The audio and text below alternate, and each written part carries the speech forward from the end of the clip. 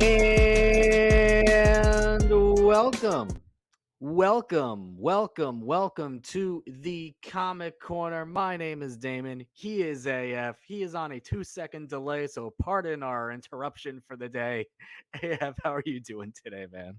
I am good. It's been one thing after the other for me today with regards to my laptop just crashing in, and yeah, it's end of the year. It's acting like everything's end of the year, and yeah, what can we say? Let's just tackle this episode. I'm excited about it. Laptop said, "Year's over. I'm done. Give me a new one. Here's our rundown for the day." Just absolute chaos going on in the comic world. But we're going to talk about the biggest story, which is Destiny's Child. What is that? Nightcrawler's origin has been retconned. We will discuss. And then we'll get into our comic reviews. Beast World is good. What? AF read Speed Force. I read the latest Birds of Prey. And we have an actual indie. I'll consider Vault Comics to be indie. We have an indie comic review from AF later on. But boy, oh boy, AF, do we have a retcon of all retcons. But is it really a They did retcon it. if is it really a retcon? If Chris Claremont really had this entire thing planned from the beginning, this is what he originally wanted Nightcrawler's origin to be, didn't happen. Don't forget the Comics Code Authority, everyone. Did not end too long ago. That thing was in place for quite a while. So we finally got here. This is X-Men Blue Origin, Cy Spurrier on the writing side of things, which you've become very familiar with now. And yeah, they did it. They did the thing. Mystique is Nightcrawler's dad. And I read this issue, so I can at least talk about it. And let me tell you at least this: the issue is good.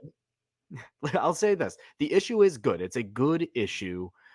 They definitely planned on people picking this up who may not be like completely up to date with X-Men lore and everything going on with Nightcrawler, with Mystique, because there's this character who's essentially recapping things for you and being like, yeah, Nightcrawler has a sword right now. That doesn't matter. Move on, move on, move on. Let's just get to the point while you're here. And they answer pretty much every question you could possibly have in this about the full retcon of it all. Like, why does Mystique not remember this? How are they even going to play this off in the future? Like, they do answer all the questions here, but I think they did a pretty good job. And the art, solid. The writing, as good as it could have been, I think, for a good retcon of it all, because Nightcrawler's backstory is so convoluted. It's so complicated at this point. I mean, the X-Men in general are extraordinarily complicated characters, and this just adds another And layer I, to it all. yeah, I just over the years I've just felt so sorry for him as a character Mm, because it was always like okay, like what's the truth? Like I always felt like one day we are finally going to get his proper story. We're finally going to get the truth because I mean there was always that thing with Azazel, and I mean I don't think anybody ever truly bought that. hmm They always knew that there was more to the story, and I mean, we finally get it, and I mean, Cy Spirio, like you said, like I've become very familiar with his comics through the Flash that he started back in September, um, and his writing is very much sciency, if you can put it that way. So for him to do a retcon with all of these details that happened in this book, and I didn't read the book. I read a few articles surrounding it that actually just basically detailed out the entire procedure and what happened between Destiny and Mystique. And I mean, I think Sai was the best person that you could get to write the story because it is complicated, it is complex, but he did it in a way that people are able to understand it without thinking too hard. mm. Yeah, I think the most interesting thing about this is I don't even want to say interesting. I think to me one of the funniest things about this is now it's just it's a little X-Men tropey where it's like, all right, we have a retcon. Okay, what are we gonna do? We're gonna have to make Professor X make everyone forget the original story ever happened. Bing bang boom. We can tell our new story now. And Professor X makes sure that he forgets too. So you can do whatever you want with the X-Men. I think to wrap this part up, I talk to my comic shop owner a lot, and one of the things he loves talking about, one of the more fascinating things he thinks is really intriguing about comics in general, is they really are a time capsule of the times. And obviously, this story very timely. The story is very in terms of the social environment with gender and sex. Yeah. So it really truly is a time capsule. I'm glad we finally got to this point because this is again what Chris Claremont originally wanted, and that was way back when. So Chris Claremont, well ahead of his time. In the end, yeah, it was a solid story. It What? was a solid story. All right. So it's kind of funny. We usually do like news and then reviews. That one was almost more of a review than news, but it was like I was like, how do we tackle this? Because this is easily the biggest thing that happened since our last episode. But alas, we'll move on to our actual reviews, books that we love to talk about. Usually, I'm ahead on Birds of Prey because AF doesn't get his until a few months, sometimes later, so he's a bit behind. The issue number 4 of Birds of Prey, Kelly Thompson, Leo Romero, Jordy Belair on colors, Clayton Cowell on letters. Wow. Man, how do I talk about this without talking about this? Let's say this, AF. You're going to see fights that you've dreamed of. Barda versus Wonder Woman, you're getting it. It's great. Lot of broken backs in DC this week, which is kind of funny. But Oh my god, I'm so excited. it's great. It's great. There is a beautiful splash page in here, a DeLuca effect, which has become iconic in Kelly Thompson books. And every single time she has an artist on it, they kill it. And Leo Romero and Jordy Belair tag team the crap out of this splash page. But oh my god, the colors to make it show how a hit can really feel deeper and more powerful just with the colors and tones is brilliant. Love this issue. Love this series so far. This group is fantastic. The inclusion of Harley in here. She wasn't really prevalent in this issue, I'll say, but she had two great lines. And that's almost like the good point to having Harley in here is because it's a very serious team. You have Barda, you have Cassandra Cain, Dinah, and it's just a really serious, gritty team. And then here's Harley over here, just like cracking like a one-line joke because you need that in a book like this, and it works really well. This book, this specific issue, does answer pretty Yeah, much every question. Where it's like, why didn't we tell Diana what's going on? This answers that, and just everything involved. Like, why do we have to do this? Why do we have to do this? This answers essentially every question you have going into this that hasn't already been answered. It's great. dude, I'm excited for more Birds of Prey. I actually haven't read issue 2, so I've only read issue 1. Mhm. And that's mainly because when I started reading issue 1, it said that the events took and I think I'm only getting not Green Lantern, Green Arrow issue 6, and I think I'm only getting that probably around about mid-month. So probably next week or 2 weeks time or something like that. So once I've caught up with that, then I'll continue with Birds of Prey because I feel like there might be a few tines over there that would end up making sense to me, but probably not to somebody that is not reading the Green Arrow titles like you are. So Mhm. you're probably not really finding any sort of links over there. But in my case, there probably would be some like breadcrumbs that I'll end up piecing together as I continue reading. But yeah, issue 1 I absolutely loved, and I cannot wait to see what this group just does moving forward. You hit the nail on the head there that it's this gritty team, and you just need somebody to like break that. And Harley's like, she's the best person that you can get to just like add the humor and just add the laughs, add the dirty jokes. It's Hmm. what she does best. It's great. Absolutely love this book. It reminds me a little bit from our last discussion on Wonder Woman too, because Diana's in this issue. We were talking about like the DC continuity, the whole Dawn of DC thing. We'll get to that a little bit later in the Beast World. I keep saying Beast Wars, Beast World event that's going on, and I really am starting to see now a few issues in on the Wonder Woman, like just like the whole premise of what Waller is really doing, and I'm like, oh yeah, no, I'm seeing it there. I'm seeing it here. I'm seeing it here, and it's all coming close. And maybe it's intentional or unintentional, but in the end, the whole point of Dawn of DC is seeing these heroes and just everyday citizens, everyday people turning on them. And we'll get to that in a little bit in Beast World, and I'll explain more why. But I want to get your thoughts now. You say it right there, Wally West Stan, Wally West, famous Flash family member. Here's a Flash book. Tell me about it. Amazing. So I'm a Wally West stan, but I love all the speedsters. I mean, who doesn't love a speedster? So this book actually centers on Wallace West. He was the Wally West when the OG Wally West just disappeared way back when. And yeah, Wallace West and Avery Ho. But yeah, Speed Force #1 by Jared Williams, art by Daniel De Nicolo. I don't know if I'm Di saying that Nicolo. correct. Nicolo De Nicolo. Yes. Yeah. Um, Andrew Dalhouse on colors and letters by Simon Boland.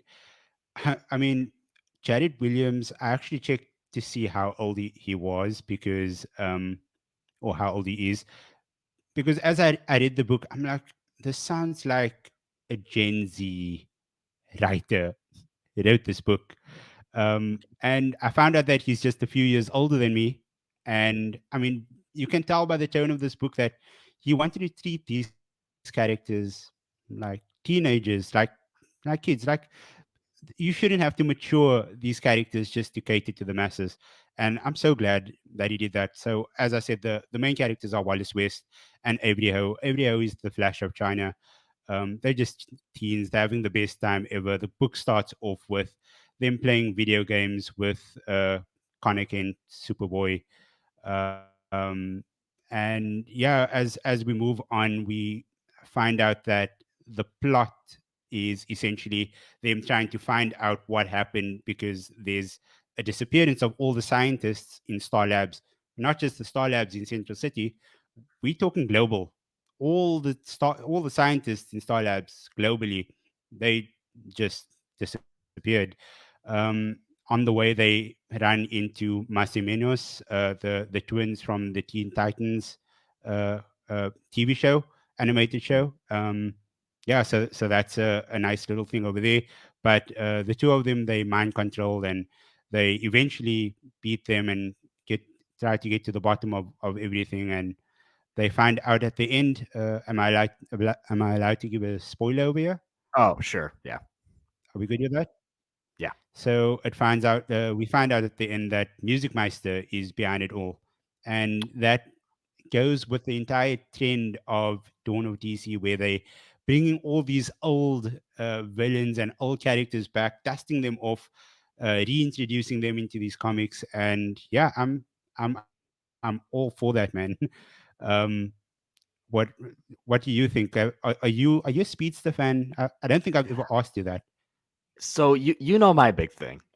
Famously with me, I hate time travel. It's my least favorite thing ever, especially if it's not really done right, if rules are really being imperfected. And a lot of the time when it comes to the flashes, time travel's involved and it creates alternate timelines because of that. Yeah, Now, at least for me on that point of view, it can make sense.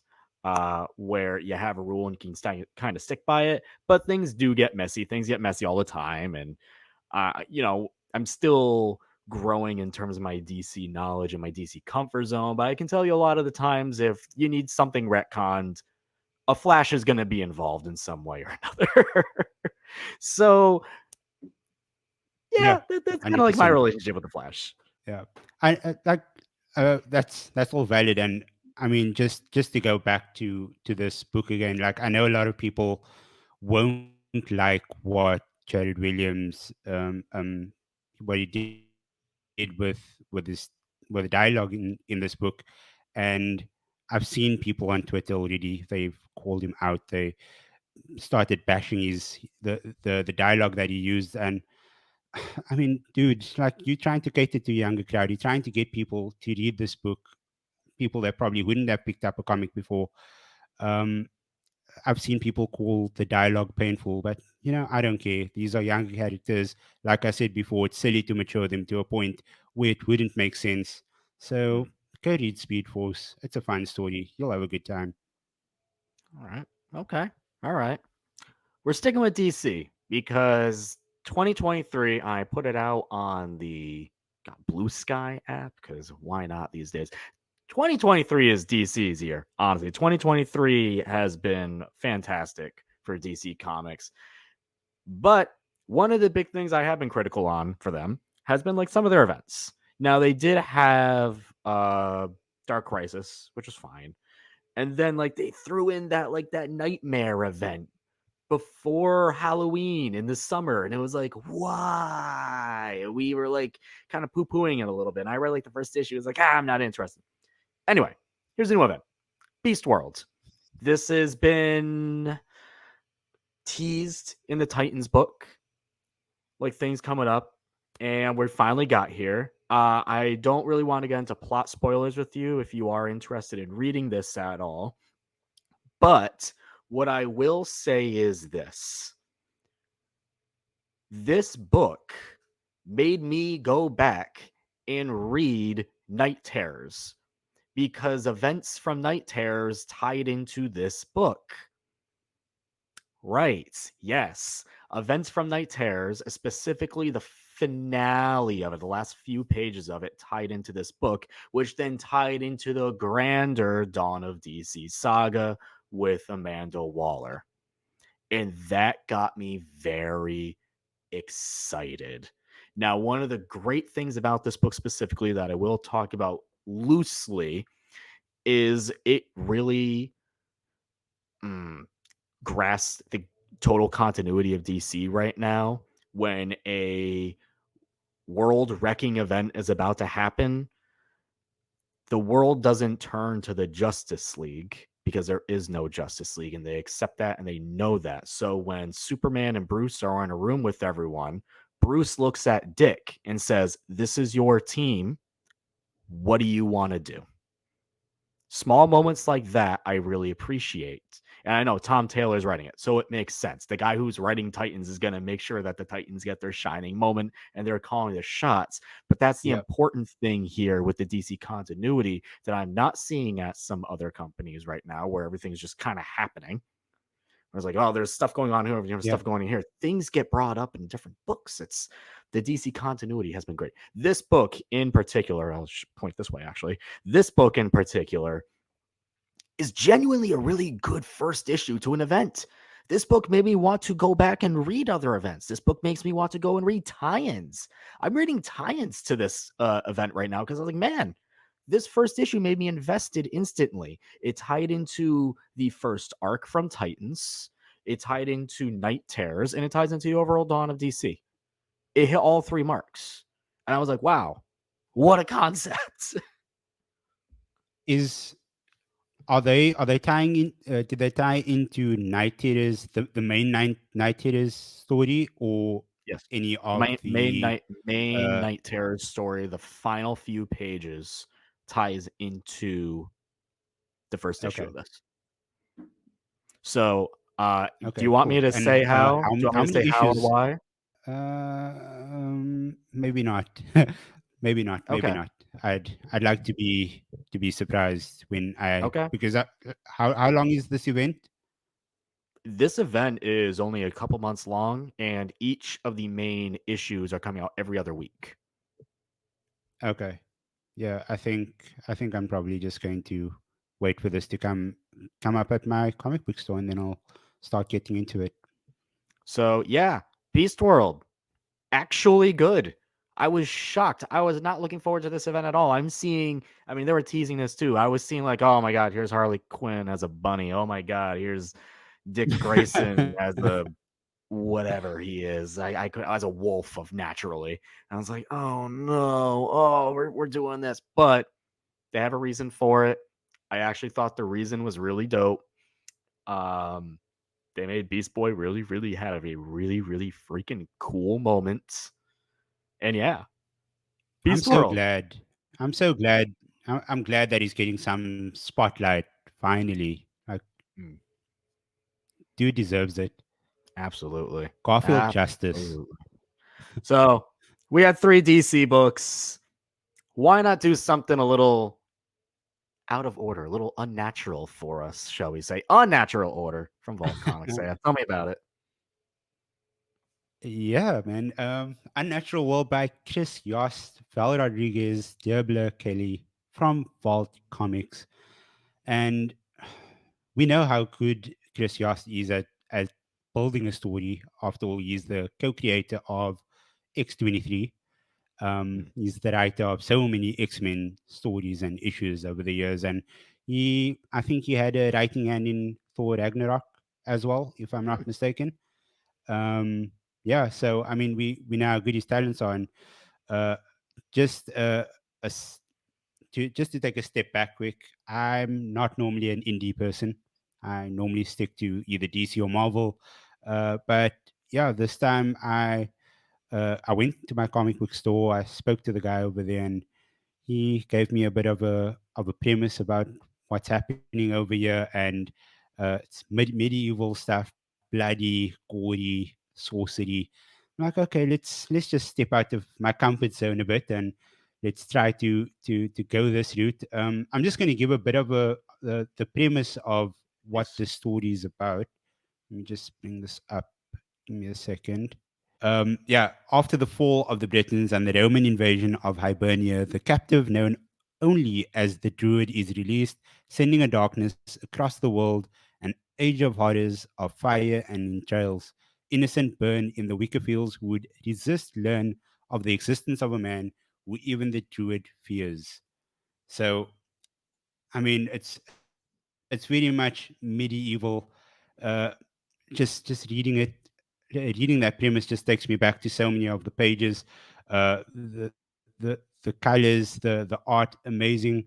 um and yeah, it's just these band of warriors going up against a druid who just unleashes the most sinister powers, darkness, magic across the world.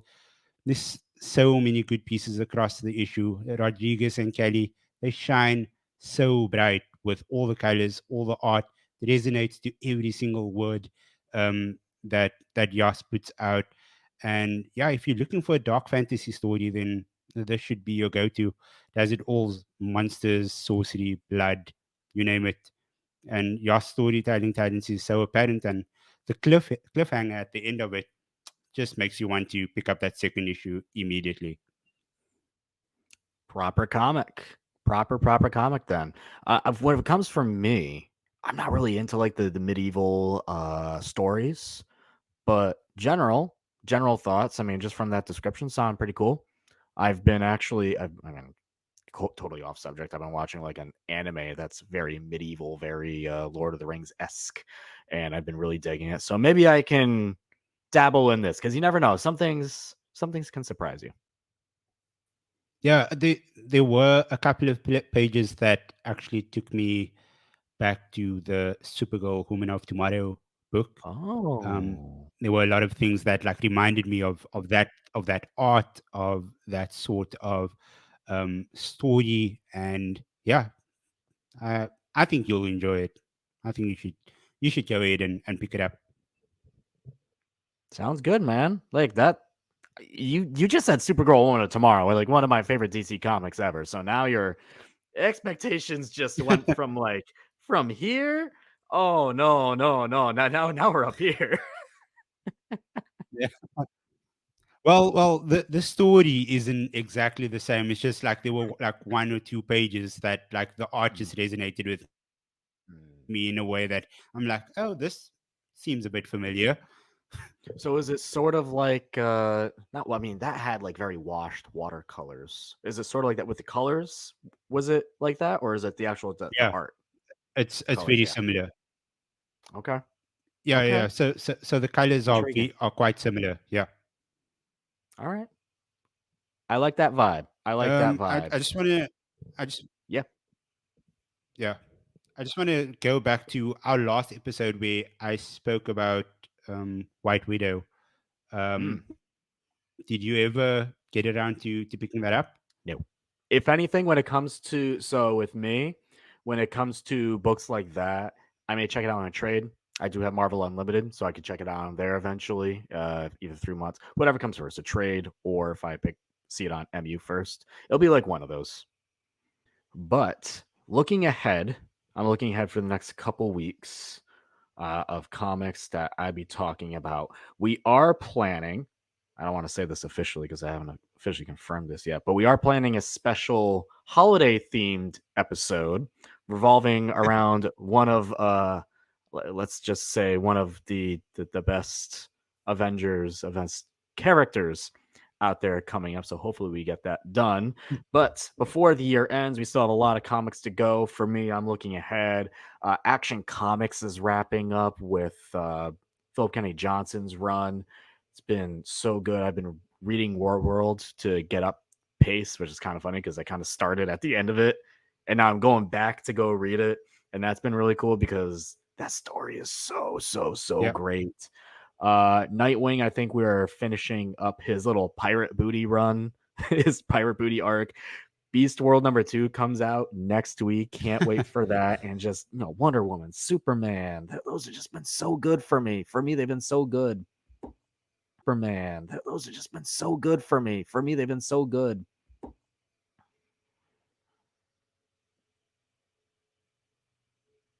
Yeah, dude, I'm right with you on that Superman train. I cannot get enough of it.